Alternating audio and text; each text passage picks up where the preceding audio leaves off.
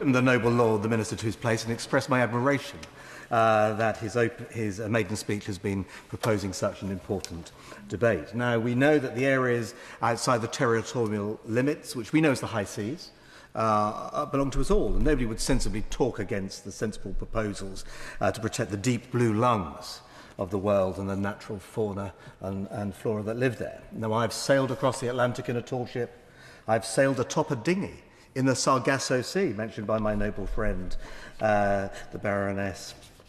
And it's probably maybe one of the few members of your Lordship's House to have been as close to the briny as I have. And last week, I was in Trinidad highlighting deep shipping, bringing 50,000-ton deadweight tankers via ocean trade to the United Kingdom. They are my bona fides.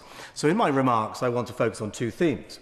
Now, firstly, that the deep ocean supports shipping, fibre optics, pipelines, and the connectors that sustain a global economy. This can't just be about the turtles, as important as they are. And secondly, to point out that amongst all the mutual backslapping and self-congratulation in this room, there is a proverbial elephant in the room, or should I say the blue whale, and I'm referring to the risks of the uninsured dark fleet, which is the Wild West, and which operates outside the conventions and the rules of the sea. And by omitting to mention these two items, the bill is deficient. And this second reading provides an opportunity for the government to repair that defect. Because the natural environment must be shared with the commercial environment, which is the medium across which ships pass between countries in pursuit of global trade that brings 90% of goods to our nation. So I'm disappointed that the bill doesn't realise the reality is that London is the place where global shipping meets, trades and agrees rules and contracts. That's a missed opportunity, and it ignores the global expertise on our doorstep. So I depart from my noble friend the Baroness Coffey in saying this bill should not be amended, because I think it should be.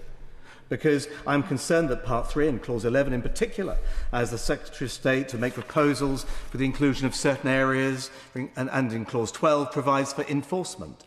But neither in this part nor in the bill more widely are the economy or the London stakeholders mentioned or referred to.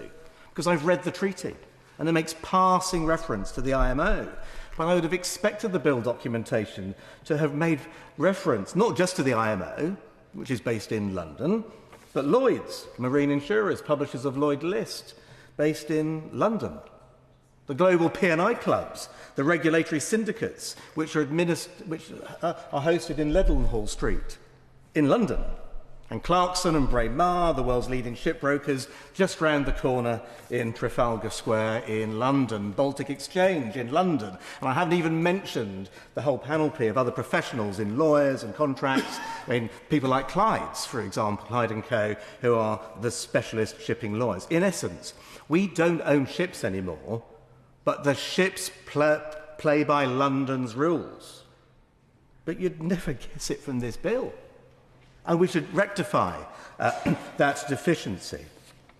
So, there you go. So where are the statutory tests that will require the Secretary of State, in pursuance of the powers, to consider the important balance between the economy, between shipping, between our interests and our regulatory interest based in London? Because failure to reach the appropriate balance could end up with the equivalent of another £100 million bat bridge or another useless £700 million fish disco. That's the jeopardy we face. So I said that the shipping world plays by London's rules, and for the most part it does, but we are missing the reference to the dark fleet, which is a network of ships, often poorly maintained, transporting illicit cargoes, obscured ownership, lack of insurance, deceptive tactics, going dark, flag hopping, bilge cleaning at sea, and full of hostile actors, and we had a debate last week on that narrow point. I'm mentioning it because the dark fleet poses significant risks, not only for maritime safety, but also for the environmental damage that this bill is seeking to remedy. And silence on our approach to the dark fleet and other hostile actors diminishes the effectiveness of this bill. Now, I know the noble Lord the Minister is maiden outing, but I know he's got a huge amount of experience, having been a Member of Parliament in the other place for Southampton. So I respectfully ask him, how can we spend precious parliamentary time on only half the benefit without considering those modern pirates of the high seas? If we're sincere about protecting our fragile ecosystems, then we need to ensure that all ships, not just ships of the compliant nations, recognise the objectives of this bill. And whilst we slap each other on the back, we need to recognise that London, and in its widest sense the economy, is balanced between these well-meaning and important biodiversity objectives. But without a strong economy, we won't be able to enforce the environment in the way that we want to, in a world that's full of bad actors. I'm Secretary of Shipping, and also as an Honorary Officer in the Royal Navy. And I'm therefore prompted immediately to respond to some of the important points that Lord Fuller has just made. I totally agree with his paean of praise for the importance of the maritime sector in the UK.